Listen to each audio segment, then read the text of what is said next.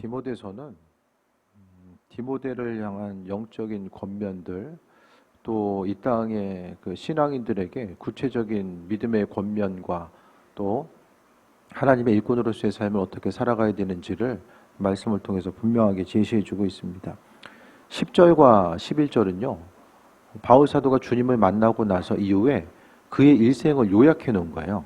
10절과 11절 보면 나의 교훈과 행실과 의향과 믿음과 오래 참음과 사랑과 인내, 그의 삶이 그리스도 예수 주님을 만나는 그 경험, 다메섹 도상에서 예수님을 만나고 나서 그 만남 자체가 무엇인가에 대해서 그는 깊이 먼저 생각했고, 또 구체적으로 예수님과의 만남이 무엇인지를 생각한 이후에 또 주님께서 마음에 감동 주시는 대로 또 믿음으로 순종하며 하나하나 그의 일생의 여정 자체는 생명 되신 그리스도 예수 주님을 알아가는 그런 믿음의 순간순간의 여정이었음을 또 우리가 발견하게 됩니다.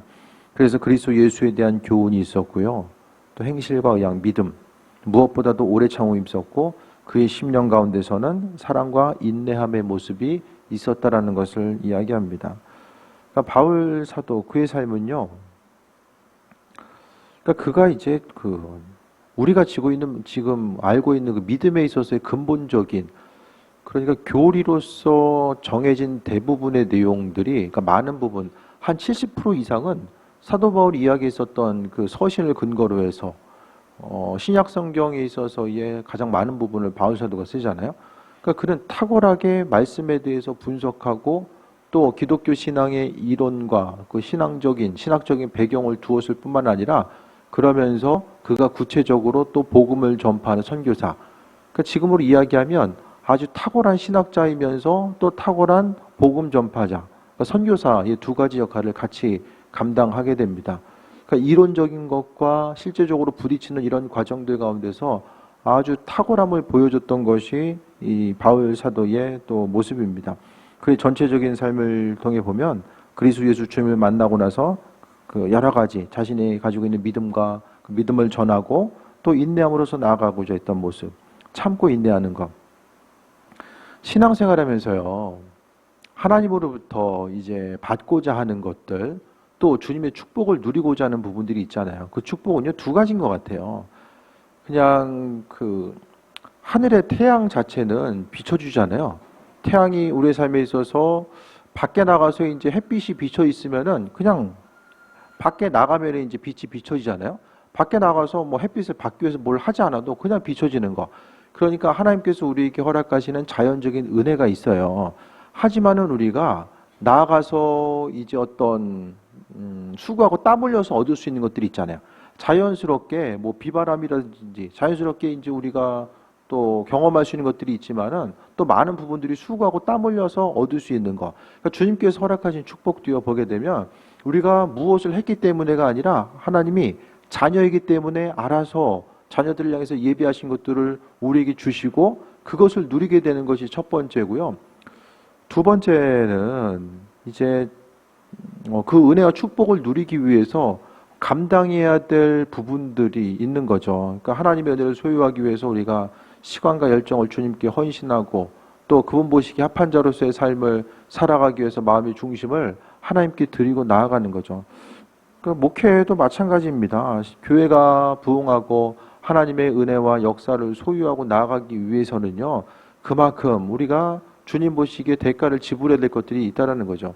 그래서 교회가 부흥하거나 또 주님과 특별히 믿음의 교제를 누리는 이들은요, 그만큼 하나님께 마음의 중심을 쏟고 나아가는 거예요.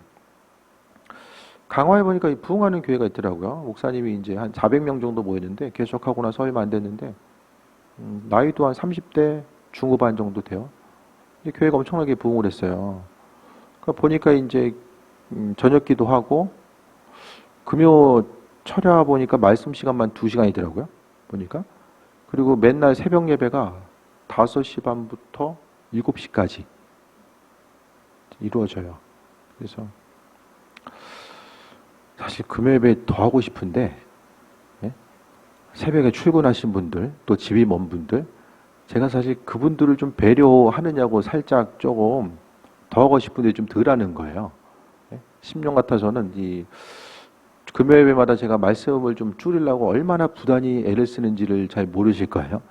기도 시간도 좀 1시간은 좀 했으면 좋겠고. 근데 어쨌든 그러니까 뭔가 좀 대가를 지불하고, 그러니까 새벽이나 저녁에 계속해서 그러려면은 어떤 시간적인 여유 자체가 별로 없어요. 어떤 뭐 개인적으로 시간을 가질 수 있는 여유가 없는 거죠. 그러니까 교회 부흥도 그렇고요.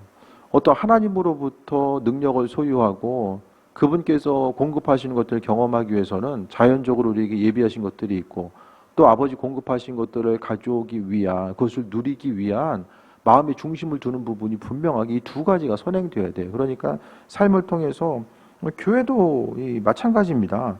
하나님께서 공급하시고 인도하심을 경험하는 교회들, 또 그런 교회들이 있고, 또 반대로 이제 그렇지 못한 교회들이 있는 거죠. 교회라고 다 똑같은 교회가 아니라 항상 이 대가를 지불할 만한 그런 마음의 중심이 우리가 돼 있는가, 그런 부분들을 생각해 봐야 돼요. 하나님께서 허락하신 은혜와 축복에 대한 소망함은 있을 때 그 은혜와 축복을 소망하기 위해서 내가 내 시간을 활용하고 내 물질을 사용하고 주님 보시기에 합한 자로서의 삶을 살기 위해서 마음의 중심을 두지 않는다라고 한다면 그냥 자연적으로 아버지께서 주시는 그런 기본적인 은혜는 누릴 수 있을지 모르겠지만은, 그래서 얘기하잖아요. 구원은 어떻게 받습니까? 구원은 믿음으로 받고 또 상급을 행한 대로 뿌린 대로 거둔다라고 이야기하잖아요. 그러니까 아버지께서 주신 것들을 소유함에 있어서 오늘 사도 바울이 그랬던 것처럼 인내하고 나아가는 것. 특히 11절에 보니까 박해받음과 고난과 또한 안디옥과 이고니온과 루스드라에서 당한 일, 돌에 맞잖아요. 복음 전하다 돌에 맞습니다. 또 어떠한 박해를 받은 것을 내가 과연 보았거니와, 복음 전파의 순간 가운데 바울 사도가 돌에 맞는 것을 디모데는 본 거예요. 옆에서. 그러면 옆에서 뭐 디모데는 구경만 했겠습니까? 같이 비슷한 어려움들을 경험했을 거예요. 그런데 박해받은 것을 보고 알았는데, 근데 중요한 것은 주께서 모든 것 가운데서 나를 건지셨다. 환난과 어려움 가운데 있었지만 주님께서 나를 건져 주셨다라는 것에 대해서 그가 이제 기쁨과 감사하는 마음을 가지고 또 믿음으로 고백하는 거죠. 그래서 예수님 만나고 나서 그의 일생에 여러 가지 환난과 어려움들이 있었지만은 또 그 가운데서, 하지만 그 인생의 고백은 그 가운데서 주께서 건지셨다라고 하는 그런 부분들을 이야기하는 거죠. 그래서 뭐 여러분들도 뭐 저 안 만났으면은 그냥 여기도 분명히 주일날만 예배드렸을 분도 있어요. 눈을 크게 뜨고 보면, 그죠? 네? 저녁 예배 뭐 나오라고 그러고 그냥 기도하라고 그러고, 근데 옛날보다 좀 덜하긴 해요, 사실. 뭐 예배 나오고 이제는 그냥 알아서 하겠지 하고 좀 예? 말씀드리고, 저 상태로 가면 좀 위험하다 하신 분들은, 그러니까 제가 기도든 예배든 그 말씀드리는 분은 살짝 여기 경계치가 더 넘어가면 안 되는 분들을 사실 제가 말씀드리는 거예요.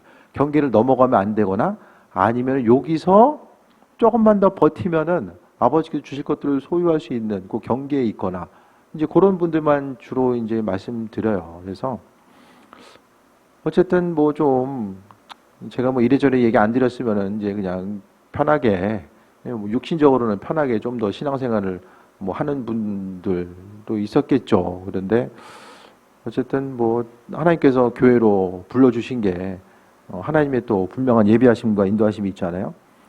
그래서 우리가 환난과 어려움이 있지만 모든 것 가운데서 바울 사도는 건지셨다. 돌에 맞고 죽은 줄 알고 이제 갖다 버리잖아요, 성 밖으로. 그런데 전도여행 가운데 그럼에도 불구하고 하나님께서 그를 살려주시고 은혜 가운데 베풀어 주셨다라는 것을 이야기합니다. 그래서 오늘 10절과 11절은 그러니까 디모데후서가 서신의 좀 마지막 부분이에요. 이게 죽을 날이 얼마 안 남았어요. 이제 디모데서까지 오면은 거의 이제 후반부, 아주 뭐 이제 얼마 남지 않은 그 순간이거든요. 그러니까 자신의 일생을 돌아봤는데 여러 가지 이제 하나님 보시기에 합한 자로서 살고 사랑과 인내도 있었지만 또 박해를 받고 또 죽을 뻔한 순간이 있었는데 네가 본 것처럼, 그런데 주께서 모든 것 가운데서 환난 가운데서 나를 건져 주셨다라고 하는 이 믿음의 고백을 지금 하고 있습니다. 그러면서 바울 사도가 이제 디모데를 향해서 무릇 예수 안에서 경건하게 살고자 하는 자는 박해를 받으리라고 합니다. 예전이나 지금이나 예수님 안에서 경건한 삶, 의인으로서의 삶을 살기 위해서는 박해를 받을 수밖에 없다라는 것을 이야기합니다. 예수님 당시에도요, 주님이 이제 사람들에게 선포합니다. 한쪽 맞으면 한쪽이 돌려주고 또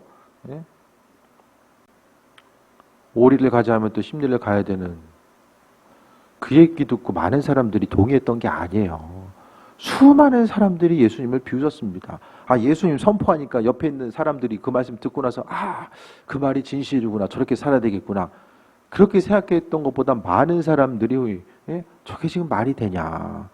이 당시에 사람들은요, 예수님 당시에 사람들은 세금 때문에 지금도 이제 직장인들 세금 많이 낸다고 좀 불만이 많잖아요. 지금과는 비교할 수 없을 정도의 많은 세금을 이제 빼앗기게 되는 거죠.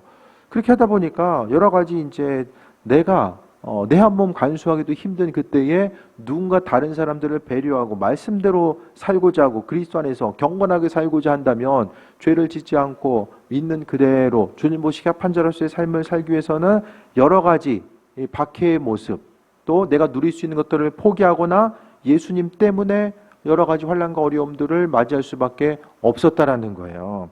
그래서 지금도 마찬가지죠. 예수 안에서 경건하게 알고 살고자 하는 사람. 지금도 자원하는 마음을 가지고 주님 뜻대로 살고자 하지 않으면은 예수님 때문에 고난받을 일은 없죠. 그래서 경건함 자체는 어떤 그 특별한 사람들에게 요구되는 것이 아니라 그리스도 예수의 이름을 가지고 세상을 사는 모든 사람들에게 이 경건함의 모습 자체가 요구되는 것입니다. 그래서 누군가를 만나도 굳이 이제 남의 얘기 하지 않으려고 하고 부정적인 얘기보다는 그래도 감사의 얘기를 하려고 하고 이 모든 것들이 다 경건하게 살기 위한 마음의 중심인 거죠. 그래서 성경을 통해서 가장 그 율법이 강조하고 있는 것 자체는 오염이에요, 오염. 오염되는 거. 죄로부터 오염되는 이런 부분들에 대해서 상당히 경계하고 있고 하나님의 사람들이 항상 조심해야 될 것은 예배자로서 주님께 나아감에 있어서 조심해야 될 것은 마음과 생각이 죄로 인해서 오염되는 것 자체를 항상 조심해야 되는 것. 그것을 바로 경건이라고 이야기하고 있고 경건하게 살려면은 박해를 받으리라라고 이야기합니다. 그래서 결국 이 땅에 있어서 예수님 때문에 당하는 그 박해와 어려움들은 주님께서 갚으시고 인도해 주실 것입니다. 13절에 보니까 악한 사람들과 속이는 자들은 더욱 악해져서 속이기도 하고 속기도 하나니 그러니까 경건하게 하는 경건한 사람이 아니라 악한 사람들은 서로 속고 속이는 사람들, 악한 사람들이 있다라는 거죠. 하지만 해야 될 것이 뭐냐면 그러나 너는 배우고 확신한 일에 거하라. 너는 내가 누구에게 배운 것을 알며. 그러니까 이제 디모데에게 이 당시에 보게 되면 여러 가지 지금도 마찬가지지만 누가 그런 얘기했죠? 세상에서 가장 확실한 게 불확실이라고. 불확실이 가장 확실하다는 거예요. 그거 말고는 확실한 게 아무것도 없는 거예요. 그러니까 예측 불가능한 시대를 우리가 지금 살아갈 수밖에 없는데 거기서 사람들은 서로 알고 속이고 모르니까 또 속고 속이는 그런 그 관계성 가운데서 살게 되는 거죠. 하지만 우리가 경건한 삶을 살기 위해서 바울 사도가 디모데에게 강조하는 것 자체는 뭐냐면은 성경 말씀입니다. 그 사역자로서 생각이 바로 세워지고 가치관이 바로 세워지고 또 선과 악을 분별할 수 있는 이 모든 것들의 중심 자체를 바로 이제 하나님 말씀에 주었다라는 거예요. 그래서 15절에 또 어려서부터 성경을 알았나니 그 외가 쪽이 이제 신앙인이죠. 그러니까 디모데는 믿음의 이제 3세대. 그래서 외가 쪽으로 어머니와 할머니 쪽에서 이제 믿음을 이제 받은 거죠. 그래서 성경은 너로 하여금 그리스도 예수 안에 있는 믿음으로 말미암아 구원에 이르는 지혜가 있다. 유대인들은 5살 때부터 성경 말씀 가리킵니다. 5살 이전에는 안 가리키고요. 그러니까 전문적으로 가리키는 것을 5세부터 이제 가리키는 것 같아요. 그래서 어려서부터 디모데는 부모님으로부터 성경 말씀을 알았을 것이고 또 성경의 핵심적인 내용은 무엇입니까? 그리스도 예수 안에 있는 믿음으로 말미암아 구원에 이르게 하는 지혜가 있다. 그러니까 성경 말씀을 알아야지만이 지혜가 생겨서 하나님 나라를 소유할 수 있는 그 은혜와 풍성함을 누릴 수 있게 됩니다. 지금 좀 이 세계를 보면 좀 위기의식이 좀 느껴지십니까? 네? 전체적으로 보면 좀 위기의식이 느껴지세요? 아니면은 좀 네? 화장실 2개 있는 집으로 이사 가야지. 아니면 뭐 좀 현실적인 문제가 더 크게 오세요? 아니면은 이 지금 온 인류가 맞닥뜨리고 있는 이 재난의 문제들이 좀 더 어떻게 생각하십니까? 환난과 어려움의 시기 지금은요 철저하게 더욱더 성경 말씀을 통해서 세상을 봐야 돼요. 예? 예.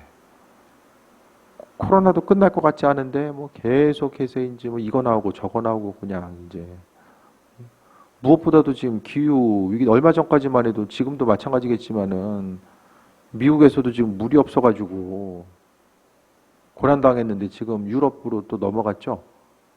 유럽이 지금 거의 50%가 가뭄이에요. 예? 신문 보니까 뉴스 보니까 영국에는 3%가 집에 에어컨이 있대요. 그만큼 선선하니까 에어컨이 있을 필요가 없었던 거죠. 근데 지금 막 온도가 유럽에 보면 45도 이상을 넘어가게 되니까 아스팔트가 녹고 있고 그래서 지금 급하니까 이제 뭐 장관들 모여가지고 기후 문제 때문에 이제 협의하고 그러니까 뭔가 이제는 정말 날아가던 새가 떨어지는 것은 공포 영화나 그때 이제 봤을 때만이 나왔잖아요. 근데 이 모든 것들이 지금 현실로서 다가오고 있고 세계가 이제 돌아가면서 이제 어떤 가뭄과 어려움을 경험하고 있는 이때 그러니까 하나님 말씀을 통해서 이 세상을 분별하고 또 우리의 마음의 중심이 이 썩어 없어져 버릴 세상이 계속해서 중심 두는 것이 아니라 정말 하나님 나라의 소망을 두고 삶을 살아가야 되는데 우리의 마음과 생각이 여기서 더 많은 것을 이루고 누리는 거. 그러니까 사람은 보여지고 만질 수 있는 것에 더 민감하거든요. 근데 중심은요. 오늘 말씀 가운데 볼 수 있는 것은 철저하게 구원에 이르는 지혜가 있어져야 된다는 거예요. 그러니까 구원에 이르는 지혜가 없으면은 성경은 지혜가 없음으로 해서 사람이 망한다라고 이야기하거든요. 그러니까 이 시대 가운데서 우리가 하나님이 우리에게 얼마나 많은 시간을 남겨주셨는지는 모르겠어요. 그런데 시간의 흐름에 따라서 한 가지 분명한 것은 유럽에서는 기후 위기에 대해서 대처할 수 있는 시간은 7년에서 8년 정도를 얘기하더라고요. 이 7, 8년 시간이 지나가면 이제 임계점이 이제 지나가는 거예요. 임계점이 지나간다는 것은 뭐냐면은 사람이 움직여서 뭘 행할 수 있는 방법이 그때부터 사라지는 거야. 자정작용, 자정 능력 자체가 이제 사라지는 거죠. 그래서 하나님은 이 모양 저 모양으로 성경 말씀을 근거로 해서 세상이 돌아가고 움직여지는 것을 통해서 우리에게 주님의 임재하심의 때가 이 마지막 때가 가까우고 있다라는 사실을 계속해서 비춰주고 있지 않나라는 생각을 좀 해보게 됩니다. 그래서 때로는 정말로 이제 열심히 헌신하고 기도함에도 불구하고 어려움 당하는 이들이 또 많이 있거든요. 그러니까 주님 오심의 때가 가까우면 가까울수록 하나님은 또 하나님 나라를 바라보게 하시기 위해서 때로는 육신적인 어려움도 허락해 주실 때가 있고 우리가 그 말씀을 통해서 세상을 분별하지 않으면 안 되는 거. 그래서 지금까지는 많은 부분 주께 헌신하고 하나님께 주신 것들을 받아 누리고 이것이 이제 세상을 기쁘고 평안하게 살아가는 이런 공식이었다라고 한다면 이제는 정말 주님 오심의 때 가까우면 가까울수록 세상에 있어서 뭐 잘 먹고 잘 사는 것 자체가 그게 얼마나 큰 뭐 유익이 있겠습니까? 더욱더 우리로 하여금 하나님 나라를 바라보게끔 이 만드시고자 하는 이런 사인들이 있지 않나라는 생각을 좀 더욱더 해보게 됩니다.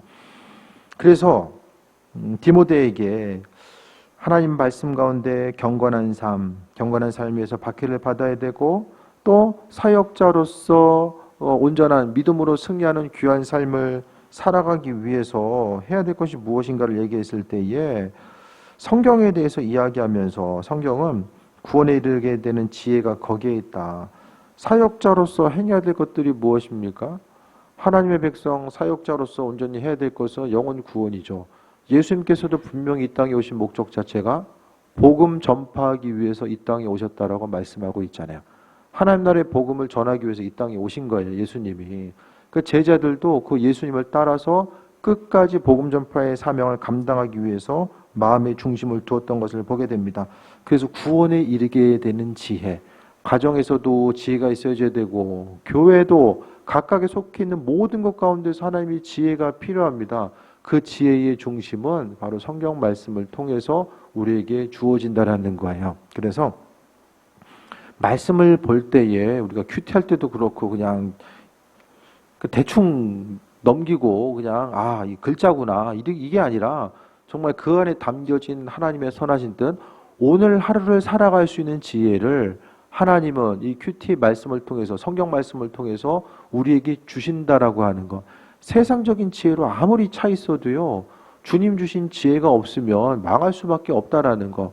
그래서 세상 어떤 것보다도 이제 하나님 말씀을 통해서 교육하고 또 인도하심마다 나아가는 것. 그래서 하나님 기뻐하신 삶으로 살아가는 것. 그래서 또 자녀들을 양육할 때도 뭐 세상적인 이제 공부와 지식들 거기 더 중심을 두기 쉬운데, 하나님 말씀이 근본을 이루고 정말 하나님의 사람이 아니면 지식이 아무리 차 있어도 그 지식 가지고 유익한 데 사용하는 것이 아니라 오히려 그 지식 때문에 삶이 어려워질 수 있다는 것을 또 기억해야만 합니다.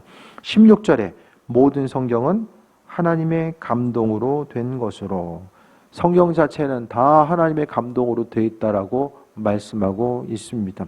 신구약에 있는 모든 말씀이 하나님의 사람들을 사용하셔서 그분의 뜻과 인도하심을 사람들에게 비춰주신 거죠. 하나님께서 하나님의 감동으로 됐다라는 것이 계속 이게 그렇게 하시는 분은 없으시죠? 하나님이 귀로 다 들려줘가지고 그냥 필사한 걸로 아는 분 없으시죠?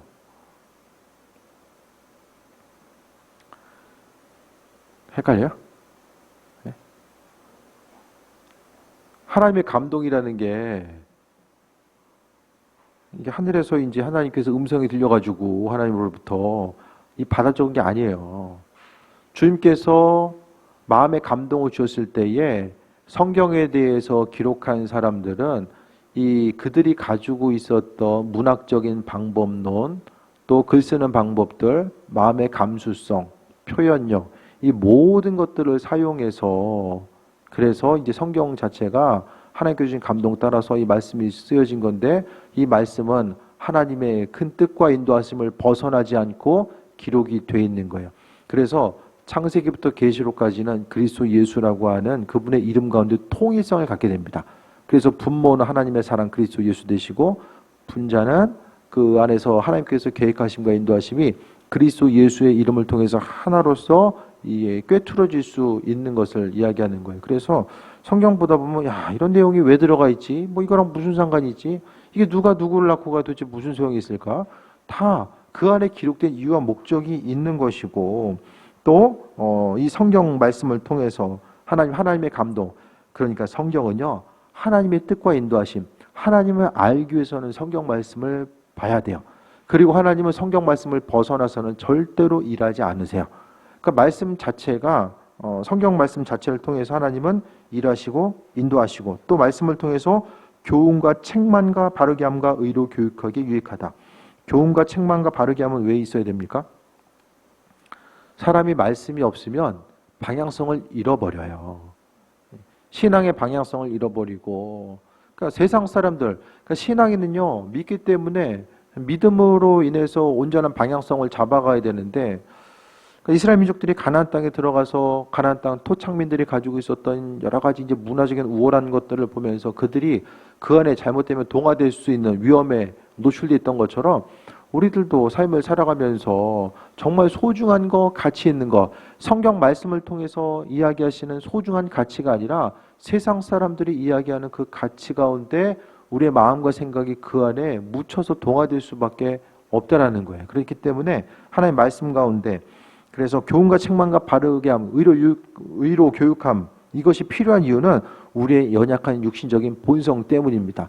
끊임없이 다른 곳을 향해서 나아가고자 하고, 또 말씀의 인도하심, 그 순종함으로부터 벗어나려고 하는 우리의 마음에 있어서 인간적인 본성, 그것을 누를 수 있는 것은 하나님 말씀, 지혜와 지식의 말씀, 그분의 말씀이 우리의 심령 가운데 있을 때만이 이 모든 것들이 다 가능하다라는 것을 이야기합니다.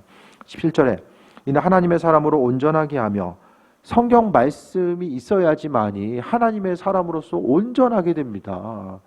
그래서 우리가 뭐 여러 가지 분주하고 바쁘겠지만 하루의 삶을 통해서 시간을 정해놓고 하나님 말씀을 읽고 나아가는 건요, 그냥 신앙인이니까 말씀 읽어야지 그것이 아니라 이 세상의 여러 가지 풍파와 이 풍조 앞에서 믿음을 지키고 마음을 지키고 생각을 지키기 위해서 하나님의 사람으로 온전하게 서기 위해서는 이 성경 말씀의 진리 체계가 우리의 심령 가운데 온전히 새겨져 있고 채워져 있고 이 체계성을 갖고 있어야지만 그것을 통해서 분별하게 됩니다. 말씀이 없으면요, 분별할 수 없어요. 성경 말씀이 없으면 어떻게 됩니까? 이 사람 저 사람 다 이게 하나님 뜻이야 하나님 뜻이야 라고 하는데 이것을 점검할 만한 기준이 성경이 없으면 없는 거예요. 그러니까 정말 아무것도 안 되는 게 되는 거죠. 그래서 우리는 하나님의 사람으로 온전하게 되는 것, 성경 말씀을 통해서. 그러니까 하나님은 계속해서 말씀하시고 싶어 하시는데 어떻게 말씀하시는 것이 가장 편할까요? 성경 말씀을 통해서 우리에게 주시는 것이 편하고 우리도 기록된 말씀을 통해서 하나님 말씀을 받는 것이 가장 수월한 거죠. 그래서 기도하다가 마음 받는 것도 중요한데요. 먼저는 그 마음으로 받는 것이 이제 레마의 말씀이라고 하잖아요. 그 레마의 말씀보다 기록된 이 로고스의 말씀을 통해서 하나님의 뜻을 알고 그분과 말씀 속에서 그분과 친밀하게 교제하고자 하는 그런 모습들이 먼저 이게 훈련이 돼야 되는 거예요. 아니 기록된 말씀을 통해서 주님의 뜻을 분별하기 어려우면은 이게 어떤 계시된 말씀을 통해서 주님 알아가는 것이 이게 정말 어려울 수 있거든요. 그러니까 먼저 이 말씀을 통해서 하나님의 뜻을 분별하는 사람들은요, 이 계시의 말씀이 올 때도 그분의 뜻이 무엇인지를 분별할 수 있는 분별력이 생겨요. 근데 말씀 없이 레마의 말씀에 의존해서 하나님의 뜻을 분별하고 그것을 받고자 하면은 이게 이제 잘못된 것을 받을 수도 있고 또 사단이 옆에서 이제 살짝 저에게 죄를 뿌려가지고 그분의 뜻과 인도하심을 발견하지 못하게 만드는 경우들도 생겨집니다. 그래서 우리의 연약한 육신의 본성이 이 사단의 공격과 이것이 이제 하나로 이제 뭉쳐지게 되면 이 하나님의 뜻이 아님에도 불구하고 하나님의 뜻인 것처럼 그분의 뜻임에도 불구하고 또 아닌 것처럼 인식될 경우들이 많이 생기게 됩니다. 그래서 하나님 말씀은 하나님의 사람으로 온전하게 하고 17절에 모든 선한 일을 행할 능력을 갖추게 하려 합니다. 하나님의 백성으로서의 온전한 삶을 살아가는 건 역시 모든 것들이 다요. 어떻게 됩니까? 말씀 때문에 주시는 거죠. 선한 일을 행하는 것, 주님의 뜻도요. 성경 말씀이 마음속에 있는 사람들이 또 그와 같은 일들을 감당할 수 있게 됩니다. 하나님의 백성으로서 하나님의 뜻과 인도하심을 경험하는 거죠. 그래서 나라와 민족 가운데 말씀이 세워져 있고 온전히 그 말씀이 살아 숨쉬면은 하나님 보시기에 합한 것으로서 쓰임받고 인도하심 받아 나아가는 귀한 삶을 살게 됩니다. 그러니까 참된 지혜가 무엇인가? 참된 평화가 무엇인가? 이런 부분들에 대한 우리가 지혜들이 있어져야 됩니다. 그래서 무엇보다도 이 시대를 분별할 수 있는 이 모든 것들을 생각했을 때에 이 말씀을 통해서 도대체 이 세상을 우리가 지금 어떻게 바라봐야 되는가? 정말 많은 이들이 이 마지막 때를 이야기하고는 이때에 그 어느 것보다도 점점 이제 나타나는 현상 자체는 인생을 살아가는 것 자체가 아주 이 나라 저 나라 할 것 없이 다 이 버겁고 힘겨운 삶을 살아갈 수밖에 없잖아요. 그래서 이 시대 가운데서 주님의 말씀이 있어야지만 하루하루를 어떻게 살아가고 또 신앙인으로서 존재할 삶을 어떻게 살아갈 수 있을까? 그것에 대해서 성경은 구체적으로 우리에게 말씀해주고 있습니다. 예수님께서 오셨던 때는 이 땅의 환난과 어려움, 정말로 그 정치적으로 또 경제적으로 눌리고 억압받는 그 시대 가운데 예수님께서 빛으로 오셨고 많은 사람들이 예수님의 말씀을 듣고 힘과 능력과 위로를 얻고 또 앞으로 나아갔던 것처럼 이 땅 가운데서도 마찬가지입니다. 바울 사도가 디모데를 향해서 그가 사역자로서 존재하게 쓰임받고 바울 이후에 정말로 사역자로서 존재하게 쓰임받아야 된 그에게 여러 가지 권면이 있었지만 무엇보다도 성경 말씀, 어려서부터 성경을 배웠는데 그 성경 말씀에 대해서 기억하고 그 말씀 따라서 세워지는 그 온전한 사역자로서의 삶을 살아갈 것에 대해서 또 이야기하고 있습니다. 그래서 손으로 이제 하늘을 가리면서 삶을 사는 것이 아니라 정말 말씀을 통해서 모든 것, 주님 오심의 때에 대해서 하나님만 아신다라고 예수님께서 말씀하고 있잖아요. 그런데 하나님은요, 그분께서 알고 계시는 것들을 혼자만 아시는 것이 아니라 우리에게 구체적으로 알려주시고 공유하길 원하시는데, 정확한 시간은 모르지만 여러 가지 하나님의 감동으로 된 이 성경 말씀 가운데서는요, 이 마지막 때에 대한 이 증거들을 분명하게 우리에게 제시해 주고 있고, 하나님의 지혜가 있는 사람들은요, 여러 가지 또 어려움이 있다고 할지라도 주님 보시기에 합한 자로서의 삶을 살아가고자 하는 그런 모습들을 이야기합니다. 어제도 보게 되면, 어제 이제 좀 오랜만에 그 이스라엘 선교사님하고 좀 통화를 했어요. 좀 오랜 시간 통화를 못 해가지고 통화를 했는데, 2년 반 코로나 기간 동안에 이제 국내를 지금 못 들어오고 계시는 것 같아요. 뭐 여러 가지 좀 사정도 있고, 셋째를 낳았는데 부모님이 이제 셋째 얼굴을 못 본 거예요. 아직도 한 번도. 그래서 지금 몇 번 말씀드렸지만은, 그러니까 그분들이 식구들도 못 보면서 이스라엘 예루살렘 그곳에서 계속해서 또 돕는 사역을 감당하고 계속해서 기도하는 거죠. 기도. 예. 왜 거기서 그분들이 기도하고 있을까?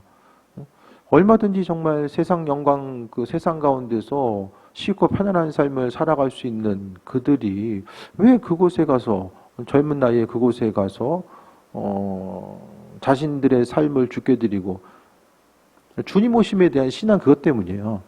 주께서 임하신다. 그리고 주님께서 임하심에 대한 가장 강력한 사인 중에 하나가 예루살렘의 회복, 믿는 유대인들의 충만한 숫자가 채워지는 것. 뭐 그것에 대해서 뭐 상징적이다, 문자적이다, 뭐 여러 가지가 있겠지만, 중요한 것은 주님 오심에 대한 그런 소망함 자체가 있기 때문에 여러 가지 그냥 세상 영광들 다 내려놓고 또 주의 영광 위해서, 뭐 예루살렘에 가서 정말 계속해서 하나님 나라의 회복을 위해서 기도했을 때에 누가 뭐 알아준 사람이 어디 있겠습니까? 그곳에서 이제 조용히 기도하면서 주님 오심의 때에 대해서 잠잠하게 기다리는 거죠. 주변 사람들 보기에는 저렇게 사는 것이 맞나? 이렇게 의구심을 가지고 볼 수도 있어요. 하지만은 그 세상 사람들의 시선과 주님의 시선은 또 다를 수 있잖아요. 그래서 누군가는 그 일들을 또 감당해야 되기 때문에 그곳에서 또 주를 위해서 헌신하는 귀한 삶을 또 살고자 하는 거죠.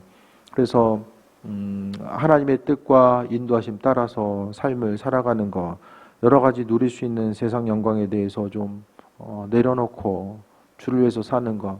그러니까 신앙생활이 알고 있는 것, 또 어떤 생각으로서만 존재하는 것이 아니라 정말 이 시대에는요, 세상에 환난과 어려움들의 소식이 많아지는구나. 이거 인생 어떻게 살아가야 되지?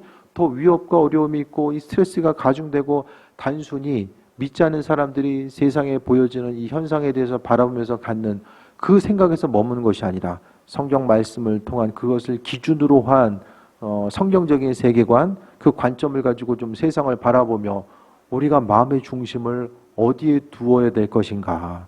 그 어느 순간보다, 과거의 그 어느 순간보다 지금은요, 시간적으로 보더라도 주님 만날 때가 가장 가까워진, 확률적으로도 그렇고 말씀을 통해 보았을 때도 그렇고요, 시간적으로 보면 주님 오심의 때가 가장 가까워진 시기가 바로 지금이죠. 그래서 시대를 잘 분별하시고 성경 말씀 소중하게 여기시기 바랍니다. 이 성경 말씀, 성경이 너무 소중했기 때문에 초대기 교회 이후에 중세까지 사단은 일반 평신도들이 성경을 못 읽게끔 엄청나게 많은 박해를 가하고, 성경이 막 영어로 해석했다가 라틴어를 영어로 해석했다고 했다가 또 죽게 되고, 독일어로 해석하다가 또 이렇게 죽음 당하게 되고, 여러 가지 사단은 끊임없이 사람들이 성경 못 보게끔 박해를 가하거든요. 지금은 무엇입니까? 볼 게 많고 들을 게 많고 경험할 게 많다 보니까 더 이상 사단은 그 방법을 통해서 사람들이 성경에 관심을 기울이지 못하게끔 마음과 생각을 빼앗는 일들을 행하게 됩니다. 성경 말씀 없으면 구원에 이르는 지혜와 지식이 없음으로 말미암아 망할 수밖에 없고, 외부의 환난과 어려움들이 다가왔을 때에 마음과 생각을 지킬 수도 없습니다. 그냥 환경 따라서 반응하고 환경 따라서 환경이 좋아지면 기쁘고 환경 어려우면 나도 어렵고 똑같이 믿음이 있고 없음 자체가 주일날 예배 드리느냐 안 드리느냐 그거에 따라서 달라질 수밖에 없나 그런 위치에 놓일 수밖에 없다라는 거예요. 오늘 바울의 디모데를 향한 믿음의 권면, 성경은 하나님의 사람으로 온전하게 하며 모든 선한 일을 행할 능력을 갖추게 한다. 성경 말씀이 없으면 온전해질 수도 없고 주의 일들을 감당할 수도 없고 이 땅 가운데 승리하는 삶을 살아갈 수도 없고 세상 가운데 시대적으로 분별할 수 있는 그 능력조차 아무것도 남아있지 않게 된다는 거. 그래서 사단의 공격 앞에 사단은 우리의 시간을 빼앗고 또 여러 가지 말씀의 중심을 두는 것을 흔들어 놓으려고 하는 이때에 더욱더 믿음으로 말씀에 더 중심을 두시고 그 은혜 가운데 충만함을 누리는 삶, 또 말씀 가운데 또 지혜를 경험하고 구원에 이르는 지혜를 통해서 하나님 나라에 또 존재하게 쓰임받는 삶, 주님께서 오심에 대한 소망함과 기대함 가지고 승리하며 달려가는 귀한 삶 되시기를 축원드립니다. 기도하겠습니다. 주님의 은혜에 감사드립니다. 오늘도 예배 자리로 불러주셨습니다. 주님 영광 받으시고 인도하여 주시며 아버지 하나님 말씀을 통해서 더 깊이 주님을 묵상하게 하시고 아버지께서 바라시고 원하신 일들이 무엇일지를 생각하며 믿는 자로서 승리하는 그 복된 삶을 누리게 하여 주옵소서. 모든 것이 다 하나님의 은혜입니다. 말씀 가운데 하나님의 은혜 깊은 것을 퍼올릴 수 있도록 하여 주시고 아버지께서 비춰주시는 것들을 감사함으로 받아들이는 귀한 삶 되게 앞서서 예수님의 이름으로 기도드립니다. 아멘.